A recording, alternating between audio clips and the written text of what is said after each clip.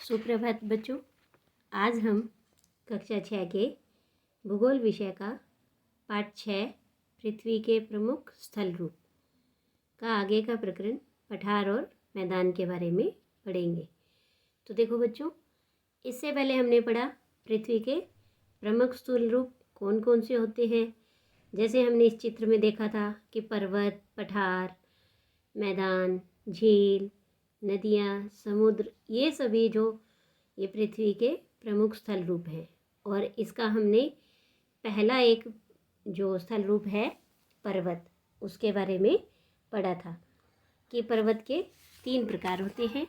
हमने देखा था वलित पर्वत, भ्रंशोत पर्वत और ज्वालामुखी पर्वत। आज हम इसी का एक आगे का रूप पठार के बारे में पढ़ेंगे कि जो पृथ्वी का ऊपर एक स्थल रूप और है पठार। पठार किसे कहते हैं? ये पठार उठी हुई और सपाट भूमि होती है। सपाट मतलब समतल, इस तरह से समतल भूमि होती है। यह आसपास के क्षेत्रों से थोड़ा ऊपर उठा हुआ होता है और इसका ऊपरी भाग मेज के समान होता है। जैसे आपकी कक्ष में मेज है, बिल्कुल उसी तरह से ये भी सपाट होता है ऊपर से। किसी पठार के एक से अधिक किनारे होते हैं और जिनके ढाल खड़े होते हैं। पठारों की ऊंचाई प्राय कुछ 100 मीटर से लेकर कई हजार मीटर तक हो सकती है। पर्वतों की तरह पठार भी नए या पुराने हो सकते हैं। जैसे कि भारत में दक्कन पठार है, ये पुराने पठारों में से एक है। केन्या, तंजानिया और युगांडा का पूर्वी अफ्रीकी पठार और ऑस्ट्रेलिया का पश्चिमी पठार इसी प्रकार के उदाहरण हैं। जैसे तिब्बत का पठार, जो हमने मानचित्र 5 में देखा था कि विश्व का सबसे ऊंचा पठार है और जिसकी ऊंचाई मध्यम समुद्र तल से 4000 से 6000 मीटर तक है। अब पर्वतों की तरह पठार भी हमारे बहुत उपयोगी होते हैं क्योंकि इनमें खनिजों की प्रचुरता बहुत होती है। यही कारण है कि विश्व के बहुत से खनन क्षेत्र पठारी भागों में स्थित होते हैं। अफ्रीका का पठार सोना और हीरे के खनन के लिए प्रसिद्ध है। वैसे ही भारत में छोटा नागपुर के पठार हैं, उसमें लोहा, कोयला, मैग्नीज के बहुत बड़े भंडार पाए जाते हैं। पहाड़ी क्षेत्रों में बहुत से जलप्रपात हो सकते हैं। जलप्रपात जैसे झरनों की तरह होते हैं। जैसे ये पठार है और ये इसका ऊपर का हिस्सा समतल है, तो जो पहाड़ों से, पर्वतों से, पठारों से नदियां हैं वो ऊंचाई से नीचे गिरती हैं। तब यहाँ पर आकर जब नदी नीचे गिरेगी तो वो इस तरह से समतल, यहाँ से एकदम इस तरह से बहती है। तो एक लाइन से हमें पानी नीचे गिरता हुआ दिखता है, तो उसे हम जलप्रपात कहते हैं। तो क्योंकि यहाँ नदियाँ ऊंचाई से गिरती हैं और भारत में छोटा नागपुर पठार के ऊपर स्वर्ण रेखा नदी है और उस नदी पर स्थित है हुंड्रू जलप्रपात। तो हुंड्रू जलप्रपात कहाँ है? छोटा नागपुर पठार पर। वैसे ही कर्नाटक में जोग जलप्रपात है। ये इसी प्रकार के जलप्रपातों के उदाहरण हैं। लावा पठार में काली मिट्टी की प्रचुरता होती है और जो कि बहुत ही उपजाऊ होती है और खेती के लिए काफ़ी अच्छी होती है। तो काली मिट्टी है वो खेती के लिए बहुत अच्छी होती है। कई पठारों में रमणीय स्थल भी होते हैं, यानी सुंदर सुंदर स्थल होते हैं और वो पर्यटकों को आकर्षित करते हैं। यानी जो घूमने जाते हैं, इन पहाड़ों को, पर्वतों को देखने जाते हैं, तो ये पठार उन्हें अपनी ओर आकर्षित करते हैं। इसके बाद पृथ्वी का अगला स्थल रूप है मैदान। अब मैदान है वो समतल भूमि के बहुत बड़े भाग होते हैं। ये सामान्यतः समुद्री तल से 200 मीटर से अधिक ऊंचे नहीं होते हैं। कुछ मैदान काफ़ी समतल होते हैं, कुछ उर्मिल और तरंगित भी हो सकते हैं इस तरह से। तो अधिकांश मैदान नदियों और उनकी सहायक नदियों के द्वारा बनाए जाते हैं। तो नदियाँ वो क्या करती हैं कि पर्वतों के ढालों पर नीचे की ओर बहती हैं। ये हमें पता है। जैसे ये ऐसे पर्वत है, तो अब अगर यहाँ से पानी है तो वो कहाँ? यहाँ नीचे की तरफ ऐसे गिरेगा।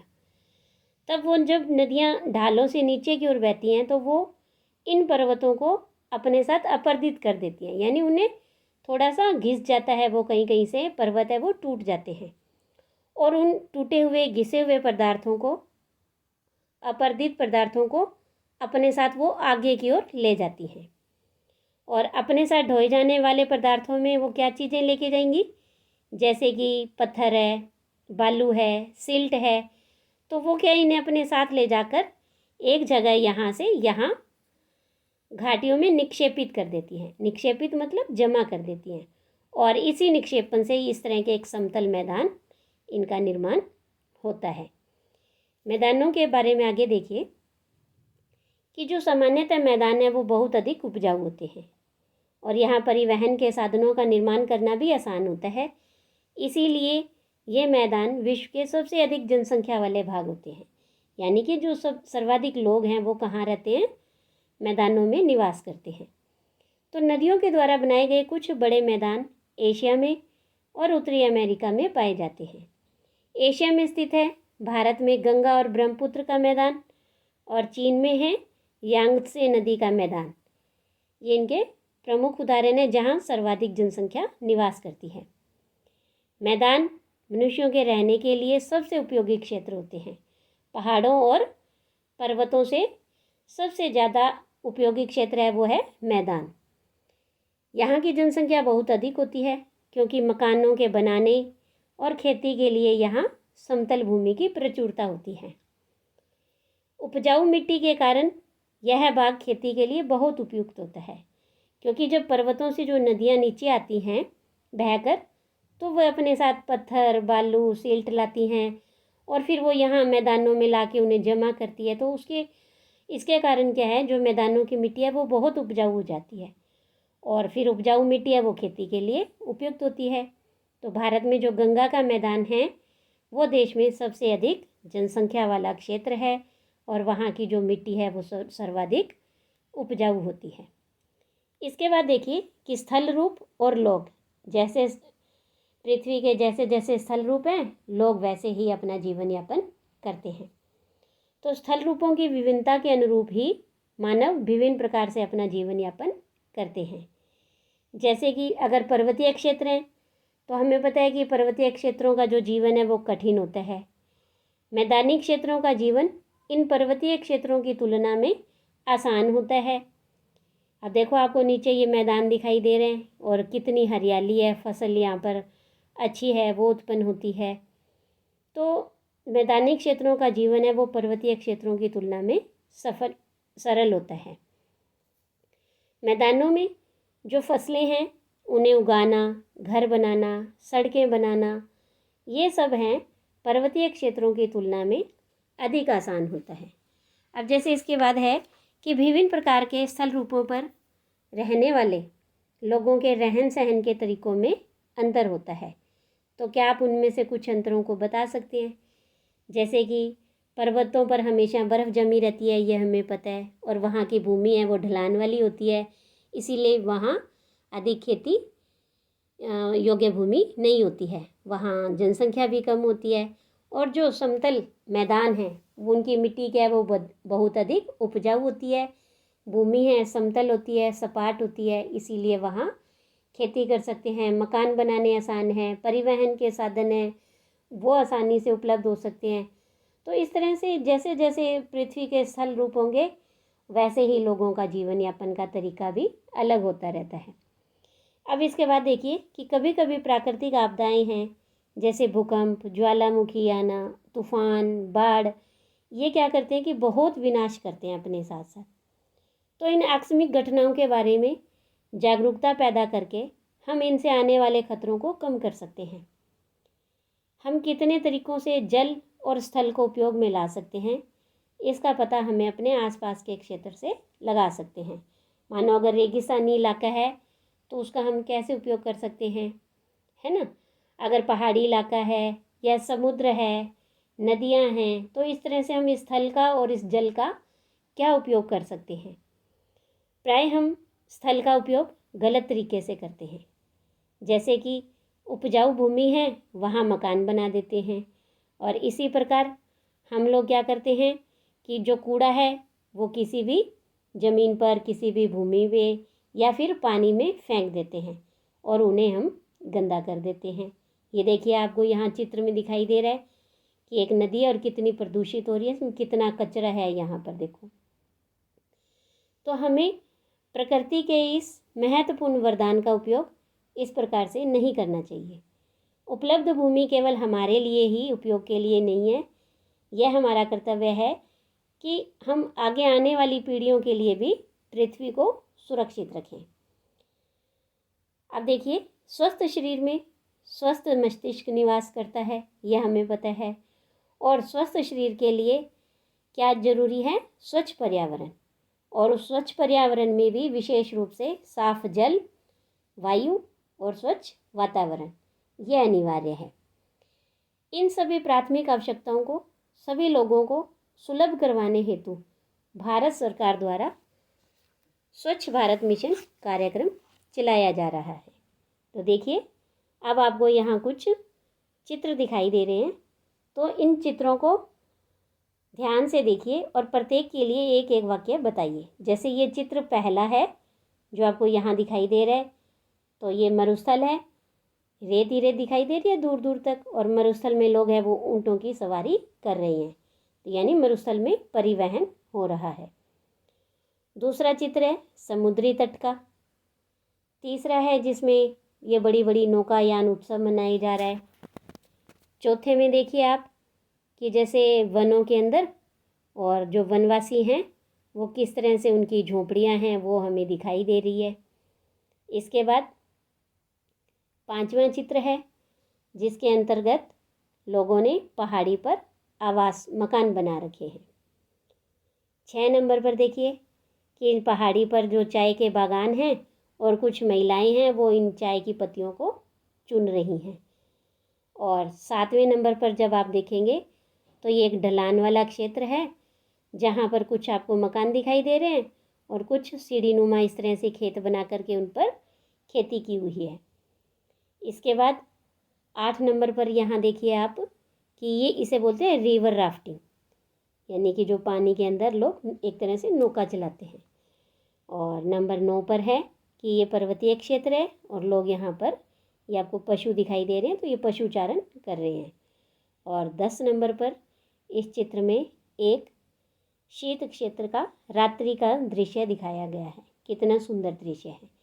अब इसके बाद बात करते हैं हम प्रश्न नंबर 2 की कि चित्र संख्या 1, 2 और 7 में कौन कौन से स्थल रूप बताए गए हैं। तो ये देखिए, चित्र 1 में तो हमें पृथ्वी का जो स्थल रूप है वो है मरुस्थल, और चित्र 2 में है ये है समुद्र का तट यानी समुद्री किनारा दिखाई दे रहा है। और इसके बाद है चित्र 7, तो ये जो चित्र 7 है ये एक पहाड़ी क्षेत्र का दृश्य है। इसके बाद से फिर प्रश्न नंबर 3 में है चित्र संख्या 9 में दिखाए गए स्थल का उपयोग किस कार्य के लिए हो रहा है।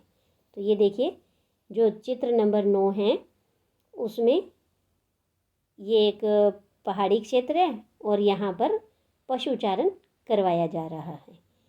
इसके बाद हम बात करते हैं प्रश्न संख्या 4 कि चित्र संख्या 3, 6, 8 और 9 में आपको कौन सी गतिविधियाँ दिखाई दे रही हैं।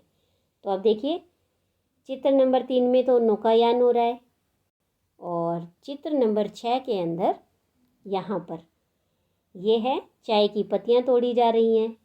चित्र नंबर 8 में रिवर राफ्टिंग हो रही है, और चित्र नंबर 9 के अंदर पशुचारण हो रहा है। तो इस तरह से अलग अलग गतिविधियाँ हो रही है कि मनोरंजन भी हो रहा है, और यहाँ पर पशुओं का चारण चरवाया जा रहा है, और यहाँ पर आर्थिक गतिविधि हो रही है। इस तरह से अलग अलग गतिविधियाँ की जा रही हैं। इसके बाद है प्रश्न नंबर 5 कि चित्र संख्या 4 और 5 में किस प्रकार के घर दिखाई दे रहे हैं। तो अब देखिए, सबसे पहले चित्र नंबर ये 4 जो वनवासियों के घर हैं, तो इनके घास फूस से बने हुए कच्चे मकान हमें यहाँ ये झोपड़ियाँ सी दिखाई दे रही हैं। तो घास फूस से बने हुए इनके बिल्कुल कच्चे मकान हैं।